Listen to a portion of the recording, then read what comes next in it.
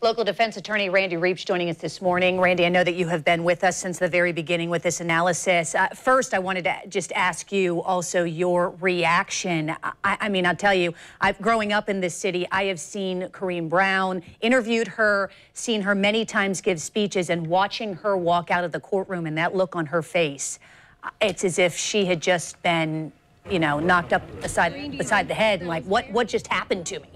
No matter what your views of her are, I think it's sad. It's sad for the community.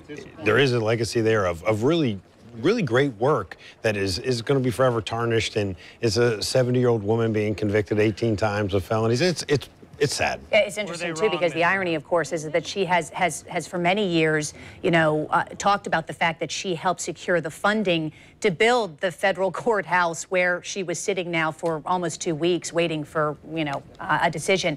Let's talk a little bit about whether or not she is going to spend any time in jail. Many people asking that. You know, we're used to, when I've covered down in county court, there's a minimum mandatory kind of on a state level. Is that not the case here? I mean, can the judge decide, hey, 70 years old, you know, up until, of course, now, you know, has done wonderful things for our state and for our city. Maybe we'll just, you know, have her under house arrest. But these are serious charges. What do you think? They are serious charges. First, in state court, think of minimum mandatories as a little bit of a different thing than guidelines. The federal court system has a guidelines where there's aggravators and mitigators that get computed into it. The things you just mentioned are really nice mitigators.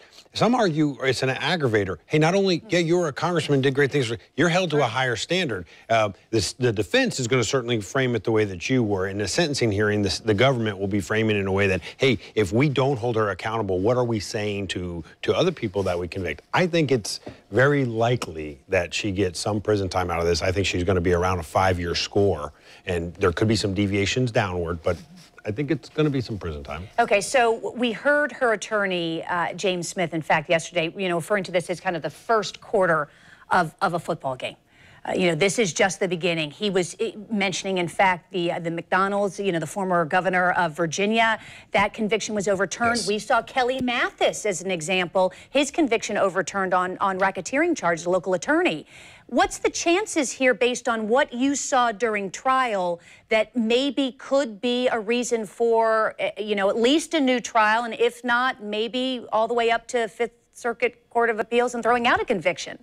Certainly, the Mathis case is so fundamentally different, but we all know it. McDonald's is much more relevant, but the problem is this wasn't really like bribery. The tax fraud cases, you know, we've always thought, I think those were gonna be put on her. Does it go to the Court of Appeals? I think absolutely. The question I'd have is she out on bond awaiting any sort of appellate procedures that may happen? That may be an out for everybody to allow that to occur. I think that we were all surprised when the juror was excused, the alternate came in, and within 30 minutes the first question came from the jury, and this case, in terms of the deliberations, seemed to just speed up tremendously. Do you think that the issue with the juror being removed could be something then that her attorney brings up, you know, wanting a new trial? I absolutely do, and if you'll recall, it was over his objection. Yes. That's important because it has to be objected to get an appellate positioning on that case. So he did everything right there. We don't know yet what was said.